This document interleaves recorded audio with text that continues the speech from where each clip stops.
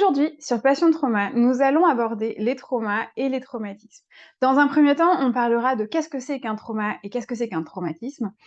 Et ensuite, on verra biologiquement qu'est-ce qui se passe. Donc là, je vais surtout te parler théorie polyvagale. Comme c'est un sujet complexe, il y aura une vidéo suivante où je vais te parler des différentes sortes de traumatismes qui existent. Pour information, cette vidéo se base sur les informations contenues dans la vidéo sur le système nerveux. Donc si tu n'as pas regardé, je te conseille fortement d'aller la regarder avant de continuer. Je vais la mettre en lien ici ou là ou par là. Je découvre encore YouTube et comment on fait pour mettre les choses en lien. Tu vas trouver. Alors, le traumatisme, qu'est-ce que c'est? Dans un premier temps, il faut que je te parle de la différence entre trauma et traumatisme, et notamment de l'erreur que je fais régulièrement, c'est-à-dire de confondre les deux. Ça vient du fait que tout ce que j'ai appris, je l'ai appris en anglais, et en anglais, trauma, c'est le terme qu'on utilise pour traumatisme, et choc, ça va être le mot qu'on utilise pour trauma. Donc je vais t'expliquer la différence entre les deux, sache que je les utilise quand même de façon interchangeable, parce que ça va faire 5 ans que je vis avec le mot trauma en anglais et que du coup, c'est compliqué pour moi. Ce sera à toi de déchiffrer, même si je vais faire attention. Un trauma, c'est un événement qui va représenter un choc physique ou psychologique. Le traumatisme, ça va être le conséquence physique ou psychologique de ce trauma initial. Donc, ce que tu en déduis avec ces deux définitions, c'est que le traumatisme, ce n'est pas un événement. Et ce que dit la théorie polyvagale, un traumatisme, c'est ce qui est resté coincé dans ton système nerveux à la suite de cet événement. Je vais te prendre un exemple. 2 personnes sont témoins d'un accident de voiture. Sur ces 2 personnes, une seule va développer un traumatisme. Pourquoi? Et la réponse à ce pourquoi, c'est tout ce qui est expliqué par la théorie polyvagale sur lesquelles se basent les vidéos que je suis en train de te faire. Celle qui parlait du système nerveux, la vidéo actuelle, et celle qui te parlera des différents types de traumas, de différents types de traumatismes. Ce que nous dit Peter Levine, c'est qu'à la base, un traumatisme est essentiellement physiologique. C'est quelque chose qui arrive à notre corps et à notre instinct. Ensuite seulement, il se propage à notre esprit, à nos pensées et à nos émotions. Pour résumer, et je vais t'expliquer dans la suite de cette vidéo ce que ça signifie, un traumatisme, c'est une charge dans le système nerveux qui n'est pas entièrement résolue. Et donc nous passons maintenant à la seconde partie de cette vidéo, c'est-à-dire la biologie du traumatisme. Avant de pouvoir approfondir, je te propose quelques rappels. Ce qu'on a vu dans la vidéo sur le système nerveux, c'est que le système nerveux, il est composé de 2 branches. La branche somatique et la branche autonome. Nous, celle qui va nous intéresser, c'est la branche autonome, avec elle-même 2 sous-branches, qui sont notamment le système nerveux sympathique et le système nerveux parasympathique. Le système nerveux sympathique va être en charge du mode de réponse combat et fuite, qui fait que ton corps se prépare à une action, quelle qu'elle soit. Et la branche parasympathique, qui est constituée notamment du nerf vague, est constituée elle-même de 2 branches. Et là, je vais un peu plus en détail que la dernière fois. Il y aura le nerf vague ventral qui, lui, est responsable de toute la partie de toute la réponse sociale. Donc ça veut dire la connexion, l'amour, la digestion, le fait de pouvoir dormir, le jeu, et cetera. Donc pour un moyen mnémotechnique, le ventre, c'est là que ça touche quand on vient faire un câlin. Moi, c'est comme ça que je m'en sers, comme moyen mnémotechnique. Et la seconde partie du nerf vague, ça va être le nerf vague dorsal, qui va être en charge de la réponse où on se fige, on fait le petit lapin dans les phares. Pense en moyen mnémotechnique, la partie dorsale, c'est, si tu y penses, c'est l'impulsion qu'on peut avoir quand on veut se protéger, quand on est petit ou même encore adulte. Parfois, on a envie de se mettre en boule pour se protéger et c'est le dos qui va venir faire comme une carapace. Comme dit dans la vidéo sur le système nerveux, cette partie du corps humain sert à énormément de choses et la partie autonome sert aussi à la détection du danger. Si je dois faire une métaphore, c'est un peu l'équivalent d'avoir une tour de guet constante qui regarde s'il y a des dangers potentiels autour de toi. C'est-à-dire que tu as quelqu'un dans ta petite guitoune qui fait «Anne, ma sœur Anne, ne vois-tu rien venir?» et Anne qui répond «Ah là là, j'entends une voiture qui arrive, j'entends qu'il y a un silence peut-être étonnant, je vois que la personne là-bas fronce les sourcils, cette personne-là a une démarche qui peut être angoissante». Et c'est comme ça qu'en fait, inconsciemment, parce que nous, on s'en rend pas compte, mais c'est à chaque instant, notre corps est en train de mesurer et de jauger le danger autour de toi, autour de moi. Et le danger, ça peut être aussi la température. Est-ce que j'ai chaud? Est-ce que j'ai froid? Est-ce que j'ai trop chaud? Est-ce que j'ai trop froid? Etc. Il y a 3 grandes sortes de dangers que le système nerveux autonome va aller observer et va guetter.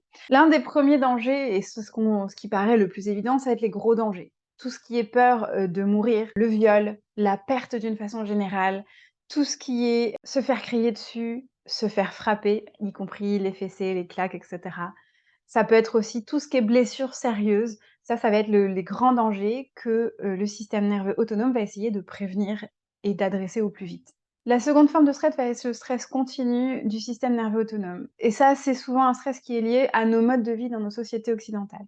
Ça va être tous les stress qui vont avoir une atteinte sur notre biologie. Ça peut être le stress digestif parce qu'on donne pas les bonnes choses à manger à notre corps. Ça peut être en déshydratation constante. Ça peut être ne pas aller aux toilettes et se retenir pendant trop longtemps. Il peut y avoir aussi ne pas respirer correctement. Tout ça, c'est un stress pour notre biologie qui font que ça va augmenter le stress dans notre système nerveux. Et enfin, le dernier grand stress, ça va être le stress quotidien. C'est tout ce qui a trait à la nouveauté. Ça va être le groupe de personnes dans lequel vous allez vous rencontrer. Vous connaissez peut-être très bien ces personnes-là, mais on ne sait jamais ce qui se passe dans un groupe. Ça peut être les nouvelles personnes, le nouveau travail, le nouveau chemin, les gens qu'on ne connaît pas, donc ça, c'est-à-dire tout le temps quand on se promène dans la rue, par exemple. Et ça peut être aussi tout ce qui est lié à l'instabilité, et notamment l'instabilité financière et la pauvreté qui crée un vrai stress quotidien. Un petit rappel issu de la vidéo sur le système nerveux. Tu te souviens sans doute de la courbe, hop, en cloche. Cette courbe en cloche qui représente l'activation du système nerveux et ensuite le retour à la normale. Et ça, c'était, comme je te le présentais à l'époque, le fonctionnement d'un système nerveux sain. C'est-à-dire qu'une fois que le stress s'arrête, il y a une régulation et un retour à la normale. Alors, si tu te souviens, dans la vidéo sur le système nerveux, je t'avais comparé le système nerveux sympathique à l'accélérateur, parce que c'est la partie du système nerveux qui prépare le corps littéralement à courir ou à se battre, c'est-à-dire accélérer le rythme du cœur, accélérer la respiration, etc. Quand on a un traumatisme, le frein va être en action.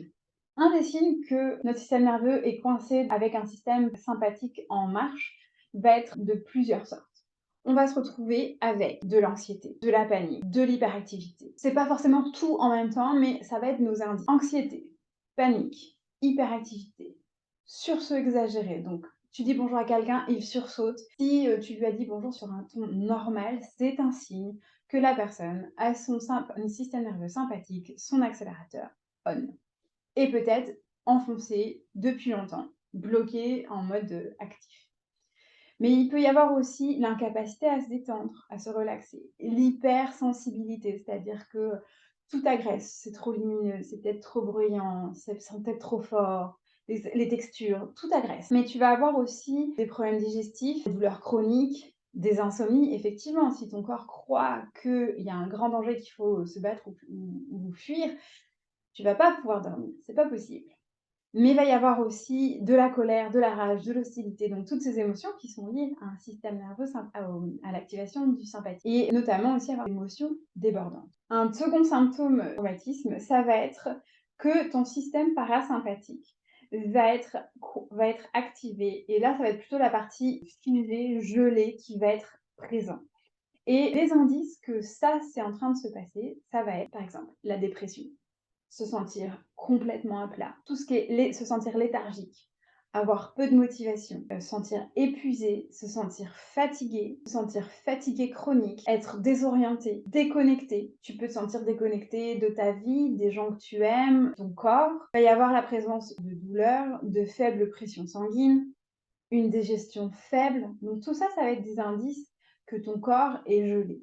Et finalement, un traumatisme, ça va être la dérégulation de ton système nerveux et souvent, c'est que ta pédale de frein et d'accélérateur sont enfoncées en même temps. Suivant la théorie polyvagale, un traumatisme, c'est tout ce qui va trop vite, trop intense, trop tôt pour que notre système nerveux puisse s'en occuper. Et surtout, c'est aussi quand il n'y a pas assez de temps à la suite de ces événements stressants pour notre corps, pour que notre système nerveux puisse opérer une décharge et que notre corps revienne à la normale. Et en fait, ça va être un point clé, notamment pour la guérison du traumatisme, c'est que ce temps clé est hyper important. On est vivant, il y aura forcément des traumas et potentiellement des traumatismes. Toute la question, c'est de savoir dans quelle mesure est-ce qu'on se laisse le temps, quand les choses ont été trop vite, trop intenses, trop tôt, pour les digérer, pour les accueillir et laisser le temps à notre corps de s'en sortir. Ce qu'il faut savoir également, c'est que quand on est adulte, un traumatisme ne mène pas forcément à la rupture, à la dépression.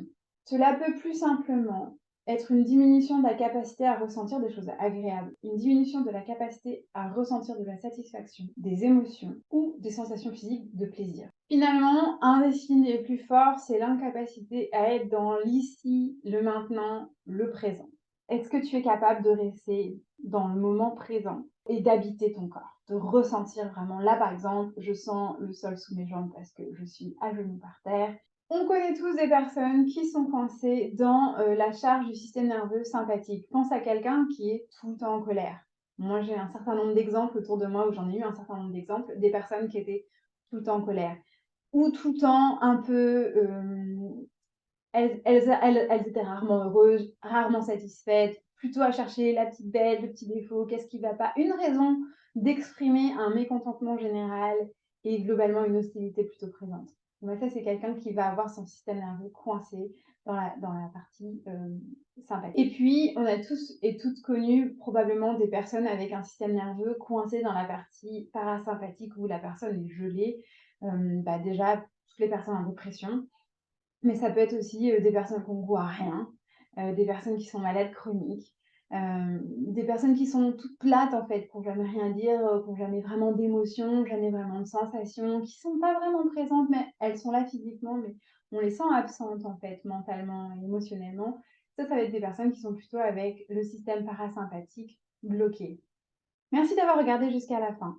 La prochaine vidéo parlera des différentes formes de trauma qui mènent à des traumatismes. Si tu as aimé et si tu souhaites recevoir les notifications, n'hésite pas à t'abonner à la chaîne. N'hésite pas à partager et à liker, ça aide à ce que d'autres personnes puissent trouver aussi ces informations.